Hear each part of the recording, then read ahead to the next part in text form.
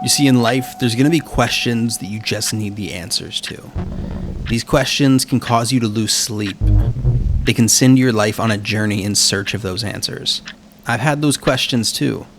More often than not, I found the answers tend to be closer than what you think. Hey Siri, if Optimus Prime was going to use a camera, what type of camera would he use? If Optimus Prime was going to use a camera, it would probably be the Insta360 1R. And that wasn't a very subtle way of introducing a camera review. Kinda cheesy if you ask me.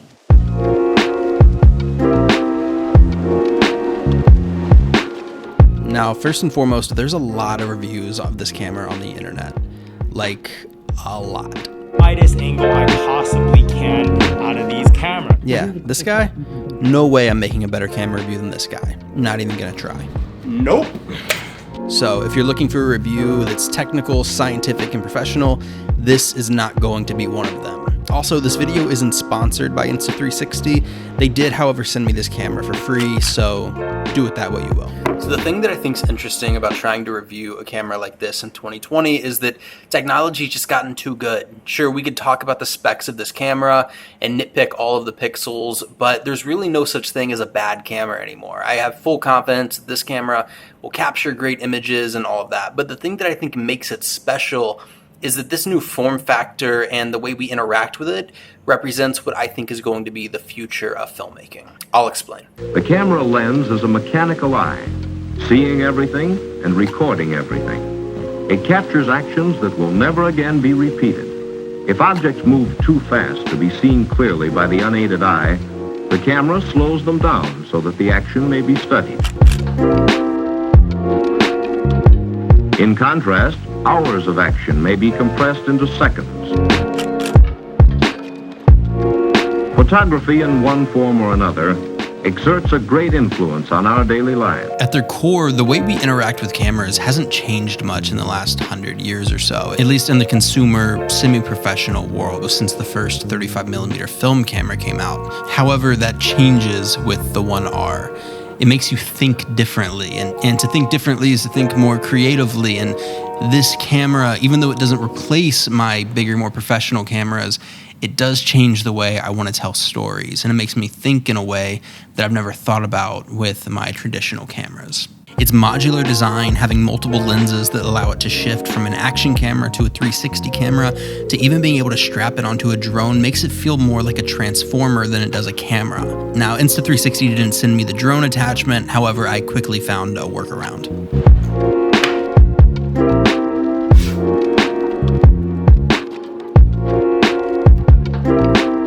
You know what, actually, this is a terrible idea. Please don't do this at home, and let's just move on.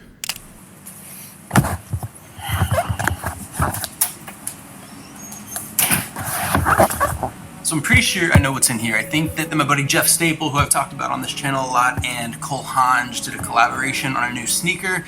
So we're gonna unbox it and film the whole process using the Insta1R and see if we can create some social content with these shoes.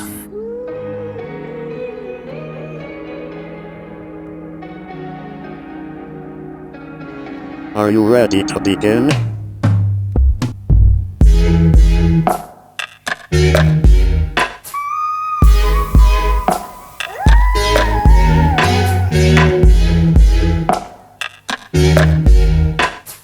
A camera's value really shows up in the work itself. The amount of friction it takes to get creative ideas flowing is my barometer of success with a camera. Where can I take it? Where can I put it? When I break it, can it be fixed? Does it help me tell a story that maybe my bigger, more professional cameras can't? And the answer is, it does. But that doesn't mean it's perfect. So this camera really functions its best when used sort of in tandem with the Insta360 app. I sort of had this love-hate relationship with it over the last few days.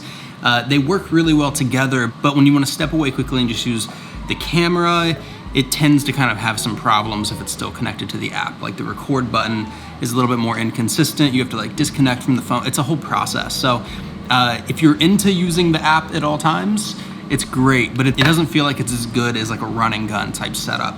There's a little bit more time and energy that has to go into every shot. Additionally, I seem to struggle a lot with the cage this camera comes in. I find myself fumbling a lot more getting the camera in and out of the cage. It's not the end of the world, but it is something to take note of.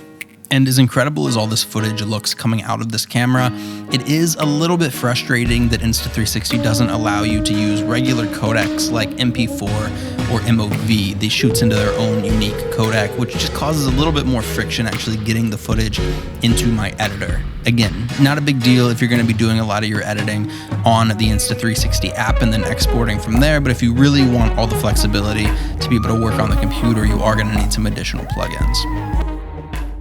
Overall, I really like this camera. It's fun, and I think it encourages creativity. Even if I personally don't see myself using 360 video much right now, it doesn't mean that won't change in the future, and I like knowing that I have the right tool for the right job. That being said, the 1R will 100% have a spot in my camera bag, and I can see myself using it as a point of view angle and an action camera on a very regular basis. I'm excited to watch what else Insta360 integrates into this camera and how this camera puts pressure on the industry altogether to move us forward.